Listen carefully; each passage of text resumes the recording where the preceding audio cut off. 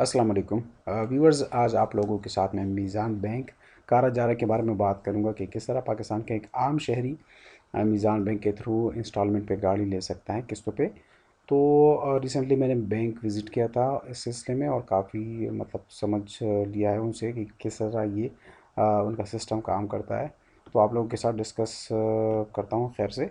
अच्छा जी, वहाँ बैंक की तरफ से मुझे एक शीट मिली जिसको आप लोग भी आसानी से समझ सकते हैं।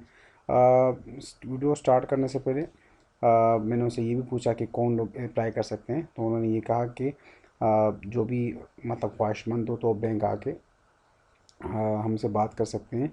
और दो किस्म के तरीके हैं। अगर आप गवर्नमेंट जॉब करते हो या प्राइवेट जॉब करते हो तो आपको रिसेंट जो पेमेंट स्लिप है मतलब सैलरी की जो स्लिप है, यहाँ पे आप देख सकते हैं copy of recent pay slip certificate showing for salaried individual कि आपकी सैलरी कितनी है माना। अगर अगर आप बिज़नेस कर रहे हो तो बिज़नेस का आपने ऐसा करना है कि bank statement, bank certificate, NTN और बाकी जो बिज़नेस के रिलेटेड डॉक्यूमेंट्स हैं वो आपने बैंक को प्रोवाइड करने होंगे। अच्छा जी, और लास्ट 6 मंथ का बैंक स्टेटमेंट आपने देना होगा जिससे वो असेसमेंट कर सकें। तो अगर आप जॉब कर रहे हो या बिज़नेस कर रहे हो वो आपकी बिज़नेस या जॉब की जो है असेसमेंट करेंगे कि आप इस काबिल हो कि आप मंथली इंस्टॉलमेंट पे कर सको। तो इसकी असेसमेंट के बाद अगर आप पास होते हो तब उसके बाद आपको बैंक जो है प्लान देती है। अच्छा जी, अब अगर आप फ़र्ज़ करें अगर गाड़ी की मार्केट प्राइस शोरूम पे एक ब्रांड न्यू गाड़ी की पाकिस्तानी की बात कर रहा हूँ, जापानीज़ गाड़ी को ख़त्म कर दिया है पाकिस्तान में के कानून के मुताबिक।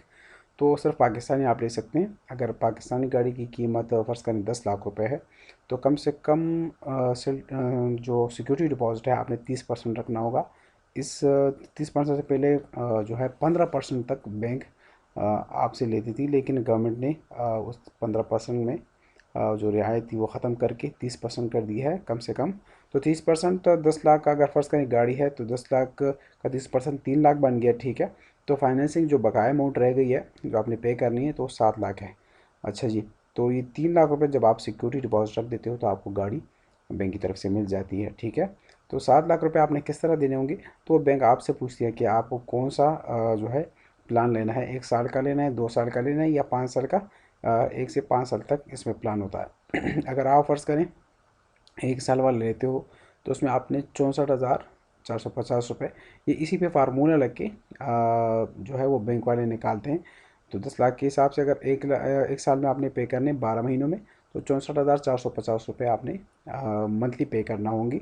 तो मैं अभी आपको बताता हूँ कि आपका किस हिसाब से अगर सिक्योरिटी डिपॉजिट अगर आप कम रखते हो और 1 साल वाला प्लान लेते हो तो आपसे बैंक कितना ज़्यादा लेगी। और इसी 30% सिक्योरिटी डिपॉजिट के साथ अगर आप 5 साल वाला जो है प्लान लेते हो तो उसमें आपको कितना नुकसान होगा, मतलब आपने कितना ज़्यादा देना होगा। तो यहाँ पे मैं आप लोगों को कैलकुलेशन के थ्रू समझाता हूँ।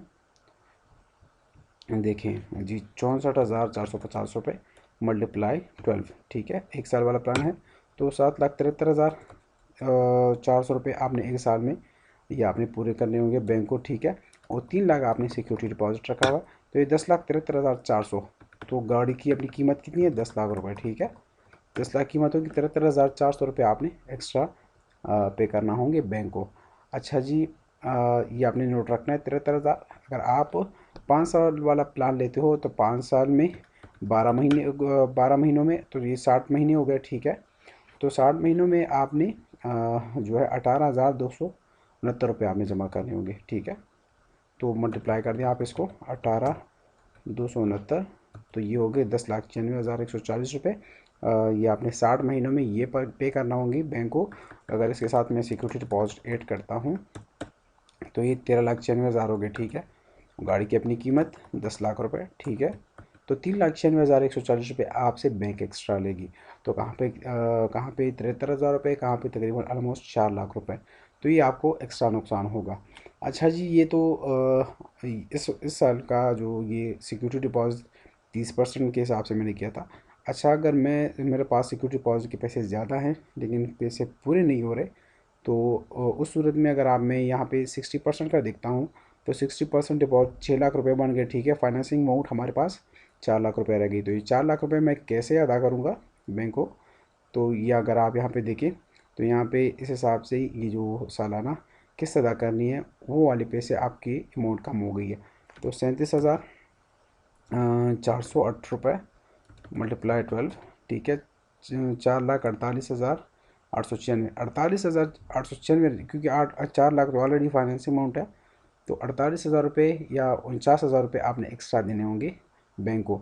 और अगर इस 30% डिपॉजिट के साथ अगर मैं देखता हूँ तो 73,000, अगर आप वीडियो को स्टार्ट में मैंने जो कैलकुलेशन की तो 73,000, तो 73,000 अगर इसको ऑलरेडी मैं इसे डिसब्ट्रैक्ट करूँ तो 1 मिनट जी, 49,000 मल्टी 73,000, ठीक है, 24,000 रुपये एक्स्ट्रा, मतलब ये आपको सेविंग हो सकती है अगर आप सिक्योरिटी डिपॉजिट ज़्यादा रखते हो, ठीक है।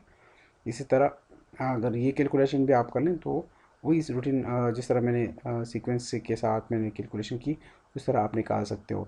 अच्छा जी, एक ज़रूरी बात ये कि इस बैंक की तरफ से जो गाड़ी आपको मिलती है उसमें ट्रैकर भी लगा होगा और इंश्योरेंस भी बैंक की तरफ से होगी। मैंने बैंक वालों से ये भी पता किया अगर इन केस गाड़ी लग जाती है, एक्सीडेंट उस गाड़ी की हो जाती है, एक्सीडेंट हो जाता है गाड़ी का, तो उस सूरत में क्या होता है, तो बैंक वाले कहते हैं, बैंक वालों ने कहा कि वो फिर हम देखते हैं कि गलती किसकी है, हमारी क्लाइंट की है या नेक्स्ट पार्टी की है, सेकंड पार्टी की। अगर अब गलती हमारे क्लाइंट की है तो फिर इंश्योरेंस वाले की गारंटी के मुताबिक कोई क्लेम उनका नहीं बनता और रिपेयर उन्होंने ख़ुद करना होगा। और अगर गलती सेकंड पार्टी की है, किसी और ने गाड़ी को टक्कर मारा है, तो वो क्लेम जो है कंपनी मानेगी, इंश्योरेंस कंपनी, और रिपेयर बैंक की तरफ से होगा। अच्छा जी, मैंने उनसे ये भी पूछा कि अगर इन केस एक पार्टी गाड़ी मतलब इंस्टॉलमेंट दे रही है और 1 महीना 2 महीना वो ना दे तो उस सूरत में फिर क्या होगा। तो बैंक वालों ने जो है मुझे ये बताया, ये समझाया कि अगर इन केस पार्टी ने हमें इन्फॉर्म नहीं किया और वो बग़ैर इन्फॉर्म किए वो 1 महीने का किस्त अदा नहीं करते तो वो कुछ ख़ास परसेंटेज उन्होंने बताई मुझे कि उस हिसाब से परसेंटेज पेनल्टी लगा के वो उनकी सिक्योरिटी डिपॉजिट से वो डिडक्शन पेनल्टी की सूरत में वो डिडक्शन होगी। अगर लगातार 2-3 महीनों तक उन्होंने पेमेंट नहीं दी, मतलब इंस्टॉलमेंट नहीं दी बग़ैर बताए किसी जनरल रीज़न के, तो इसी तरह डिडक्शन होते होते आखिरकार 3-4 महीनों के बाद वो गाड़ी ऑक्शन की तरफ चली जाती है और वो गाड़ी उनसे ज़ब्त करके ऑक्शन कर दी जाती है और जो बकाया उनका सिक्योरिटी डिपॉजिट बचा हुआ है वो उनको प्रोवाइड कर दिया जाता है, वो बाकी उनको वापस कर दिया जाता है। तो ये थोड़ा सा मैंने अपनी तरफ से कोशिश की कि आप लोगों को समझाने की।